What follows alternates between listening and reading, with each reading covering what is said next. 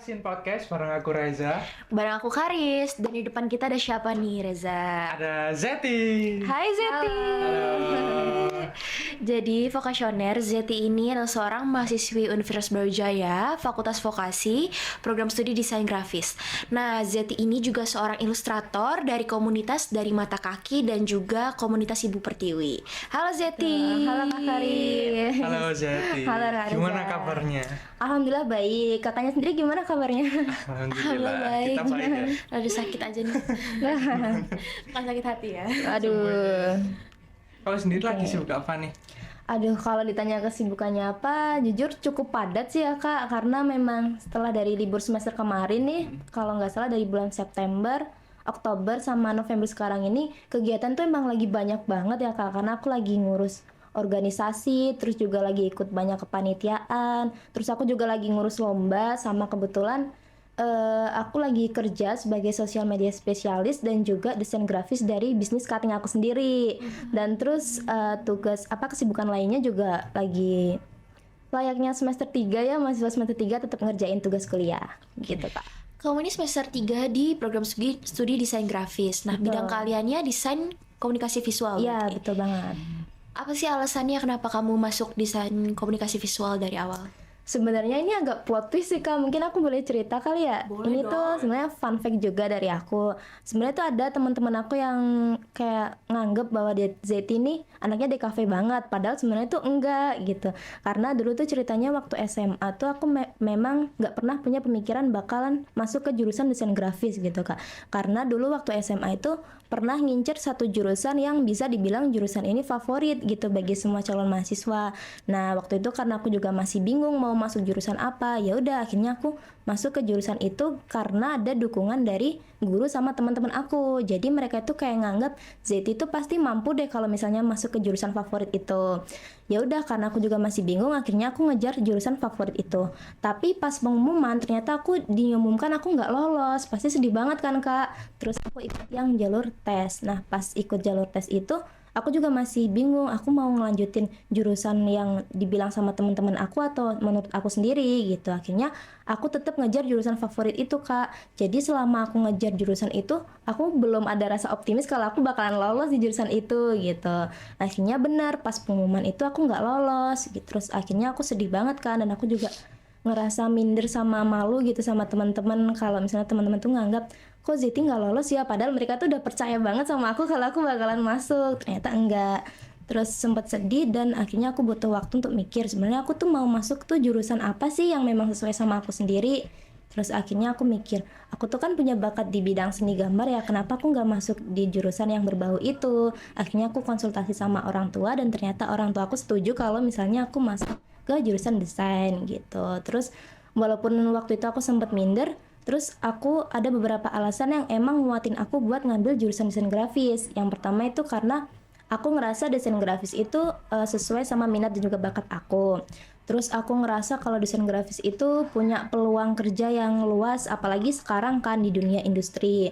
Terus juga aku ngerasa kalau desain grafis itu dia punya privilege tentu. Salah satunya adalah fleksibilitas kerja. Contohnya kayak aku kan kerja sebagai desain grafis ya. Nah itu tuh aku nggak berpatok harus kerja di kantor. Jadi aku bisa kerja di mana aja gitu Pak. Oke. Alasanmu kan sangat-sangat paten gitu ya, dari yang awalnya nggak keterima di jurusan yang kamu pengenin, terus kamu punya opsi lain dari hobi kamu, nggak bisa dibilang. Iya betul. Bisa. Itu kamu ngerasa suka gambar tuh dari kapan Kak Bita? Sebenarnya kalau dari dibilang suka gambar itu udah dari TK ya Kak, terus sampai ke SD gitu. Tapi untuk pas SMP sampai SMA itu aku nggak suka gambar, tapi bisa dibilang bisa gambar gitu loh Kak. Jadi kalau misal dibilang hobi nggak terlalu, karena kalau hobi itu kan kayak teman-teman aku di DKV nih, mereka itu punya sketchbook khusus gitu. Tapi kalau aku nggak punya sketchbook, jadi emang bisa gambar aja gitu Kak. Oke. Kalau di desain grafis itu ada mata kuliah yang paling sulit nggak sih Z yang selama ini kamu jalanin? Paling sulit tuh mata kuliah apa sih? Ada, pasti pertama kali masuk desain grafis tuh Nirmana, itu yang paling susah Kak. Karena itu kan kayak proses kita untuk ngenalin apa sih unsur-unsur desain gitu kan. Jadi di mata kuliah Nirmana itu emang ngajarin kita buat ngenalin dulu nih dasar-dasarnya dari desain, dan itu paling susah karena kita benar-benar baru masuk di desain, kita nggak tahu apa-apa, kita harus belajar mulai dari ngecat, terus dari belajar ke pewarnaan kayak gitu. Oke, jadi kamu ada kesulitan gitu ya di awal-awal karena Iya, nyesuaiin benar. di matkul Harus Nirwana adaptasi itu. juga Nah, ya. Betul. Kalau matkul yang paling kamu suka apa? Kalau di semester awal nih waktu maba itu ada yang namanya mata kuliah kreativitas humanita. Itu aku paling suka banget karena di mata kuliah itu kita benar-benar dibebasin, kita sekreatif apa. Pokoknya tugas yang dikasih kita boleh sekreatif apa kita bikinnya gitu. Terus untuk sekarang ada yang namanya mata kuliah ilustrasi dasar gitu. Karena aku kan basicnya agak di ilustrasi ya. Jadi aku bisa menekuni bidang ilustrasi dasar itu. Kira-kira ada fasilitas vokasi apa sih yang mewadahi para anak desain grafis nih untuk lebih berkembang di vokasi?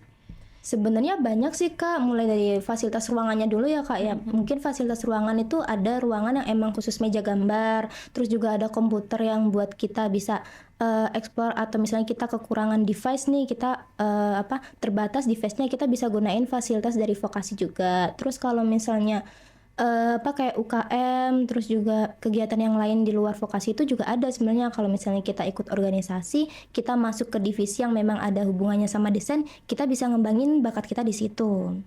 Kamu mulai ikut kepanitiaan gitu dari semester berapa? Ikut kepanitiaan di luar vokasi gitu mungkin? Oh, kalau kepanitiaan di luar vokasi itu semester 2 kalau nggak salah Kak. Gitu, karena kalau semester 1 itu aku masih fokus sama kegiatan kuliah gitu dan belum terpikirkan untuk ikut kegiatan organisasi lain atau kepanitiaan lain gitu. Oke, itu organisasi UKM di UB atau eksternal luar kampus itu? Kebetulan sekarang aku lagi ikut organisasi yang dari vokasi UB, itu BEM, Fakultas Vokasi. Kamu Gitu. ikut BEM? Iya. Jadi kayak Banyak banget ya. organisasi. Kamu juga ikut yang komunitas di luar UB kan, yang Iya. dari mata kaki itu sama. Nah, buat para vokasioner atau yang nonton nih yang mungkin pengen masuk organisasi masih semester awal tapi bingung mana sih yang bagus, mana sih yang memang ternyata ini bisa mewadahi untuk lebih berkembang. Kamu ada tipsnya nggak sih untuk menentukan organisasi yang tepat gitu? Sebenarnya kalau Maba-maba itu dia. balik dari diri sendiri dulu ya Kak, karena kalau dari dulu itu kan visi aku atau pokoknya niat aku tuh aku pengen ngembangin diri gitu. Jadi aku ikut organisasi yang emang sesuai sama yang ada relevansinya sama bakat aku. Kan aku sukanya di desain, berarti aku masuk organisasi yang memang ada berbau desain. Contohnya aku tuh sekarang masuk di Biro Puskominfo, jadi Pusat Komunikasi dan Informasi gitu Kak. Terus kalau misalnya kita mau ikut organisasi atau kepanitiaan lain tapi kita masih belum tahu kita mau masuk jurusan apa, ya kita harus cari tahu dulu kita tuh pengennya ke apa. Jadi jangan asal ikut temen, kayak misalnya teman mau ikut ini nih, ayo ikut sini, terus kita asal ikut aja kan nanti jadi beban kan sama kita sendiri gitu Kak. Jadi emang harus tahu dulu kita tuh pengennya mau berkembang atau mau apa gitu. Oke, keren ya tipsnya ya. Jadi, kamu milih ngembangin yang udah kamu bisa ya, bukan Iya. hal baru gitu. Karena kan divisi yang kamu pilih di BEM itu tadi juga relate sama jurusan kamu kan. Betul. Oke, BTW kamu tadi kan udah bilang kesibukannya lomba nih. Itu lomba apa aja kayak tadi? Aduh, lumayan Berapa banyak sih lomba Kak. tuh bulannya? Tuh dengar-dengar dia tuh sampai dapat julukan desain berprestasi. Aduh. Kamu dapat penghargaan kan? Iya. Tapi bareng aku juga betul. Aku juga dapat. Flexing. Outputnya barengan ya Kak. Iya, benar sekali. Lomba apa tuh boleh tahu? Aku kebanyakan sih lomba di bidang desain poster gitu Kak, karena kan emang sesuai sama bidang minat aku ya di bidang desain gitu. Jadi aku seringnya ikut lomba yang berbau sama desain, kayak desain poster, terus desain infografis, kayak gitu Kak. Oke, kamu sendiri interest ikut-ikut lomba gitu dari kapan? Wah, sebenarnya kalau ikut lomba yang memang berbau sama desain itu di tahun 2020. Aku inget banget karena itu adalah pertama kalinya aku ikut lomba yang berbau sama desain. Jadi ceritanya itu waktu SMA itu kan aku pernah ikut organisasi kepramukaan.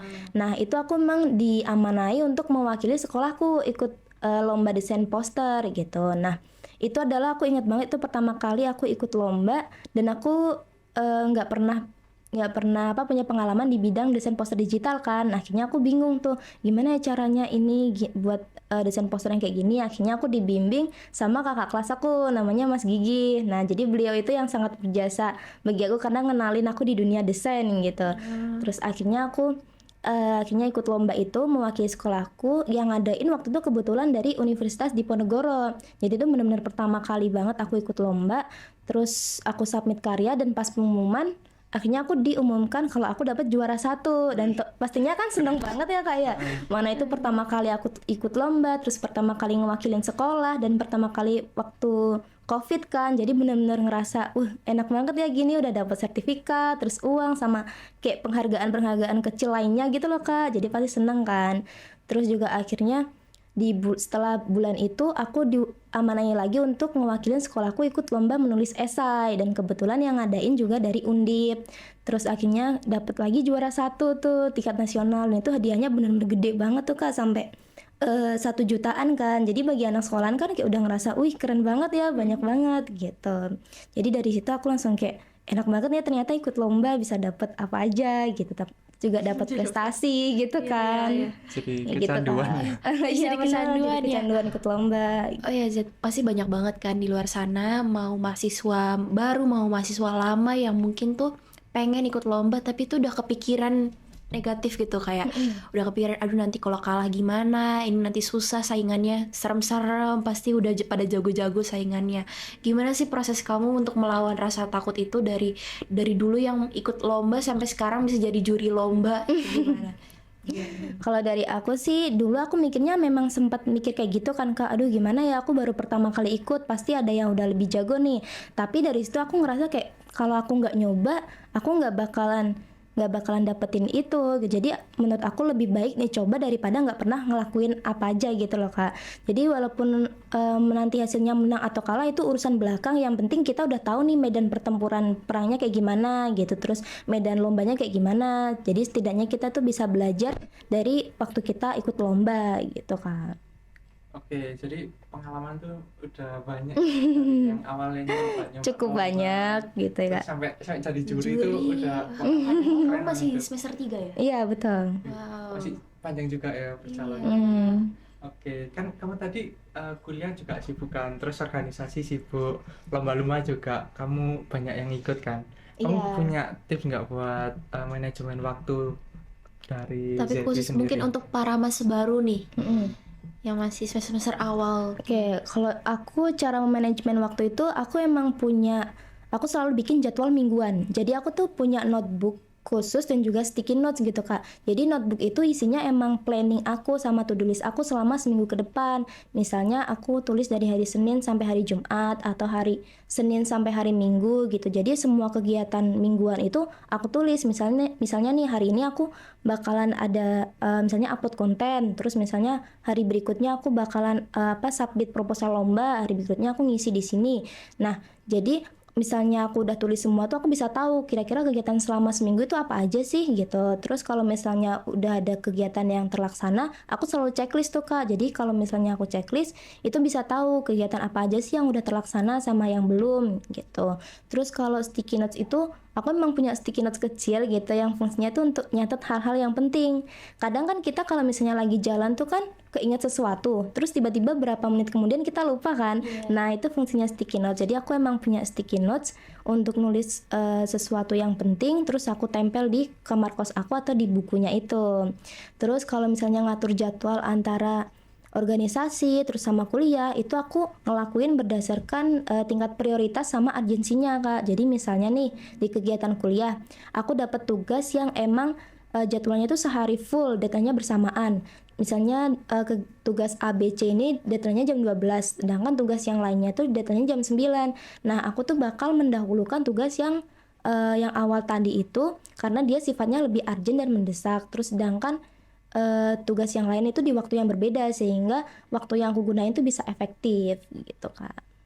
Oke, jadi kamu lebih suka buat ngejadwalin kegiatanmu selama seminggu itu tadi ya? Iya betul. Zeti ada plan jangka panjang gak sih setelah semester 4, semester 5, kira-kira ada yang pengen Zeti lakuin ke depannya yang mungkin sekarang nih lagi Zeti jalanin prosesnya? Pasti ada dong Kak. Yang pertama itu ya tetap ikut konsisten lomba ya. Terus lomba itu aku pengen yang tingkatnya tuh nasional atau internasional gitu. Terus buat jangka waktu yang lainnya itu lagi aku pengen coba magang gitu yang memang sesuai sama jurusan aku sendiri gitu. Ini paling pentingnya nih, apa tips menang lomba? Aduh. Paling sering menang tuh bener. kamu kalau ngelakuin apa? Mungkin ada ada trik-triknya nih mungkin supaya bisa lebih Kalau aku potensinya. yang pertama itu pasti cari referensi dulu ya Kak. Aku harus tahu dulu nih lombanya tentang apa. Misalnya kan aku di desain poster, aku harus tahu dulu temanya itu apa aja gitu. Terus aku catat poin-poin pentingnya, unsur-unsur yang kira-kira itu bakal dibikin di poster itu. Habis itu aku cari referensi gambarnya. Habis itu aku selalu minta ke temen, misalnya gini nih, ini kira-kira gambarku bagus nggak ya, udah cocok belum ya. Pokoknya minta saran lah gitu. Kalau misalnya mereka udah seneng berarti desain kita cocok gitu. Terus kita tinggal tambahin teks-teks yang emang berkaitan sama lombanya itu gitu Pak. Keren. Oke, jadi kalau tips lomba dari kamu sendiri itu nge-breakdown dari Betul, isi ya. lombanya ya, Lombanya. dari latar belakangnya. Yang kayak ketentuan lombanya itu ya. Bener-bener Terus kamu. dikasih saran ke temen biar seenggaknya lingkungan kamu nih udah ngerasa cocok gak, biar Betul. kalau dilihat orang lebih banyak lagi itu biar lebih cocok lagi. Terima kasih ya Zeti. Kira-kira ada yang pengen disampaikan gak sih ke teman-teman vokasioner atau yang lagi nonton?